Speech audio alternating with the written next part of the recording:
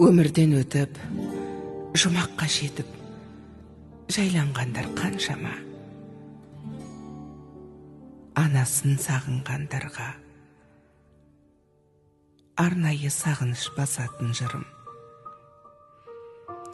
Келмесіне кім қияды анасын, түс көргендей болып пенде қаласың. Анаң ғана мәңгі өмір сүрердей жаулайды екен перзентінің санасын. Мейлі анаң 100-ден асып кетсе де, кәрілігі қуып жүріп жетсе де, перзент үшін қартаймайды анасы, қиындықпен сынақтардан өтсе де. Асыл ана, жүзің нұрлы күн едің, шаңырақтың мерекесі гүл едің.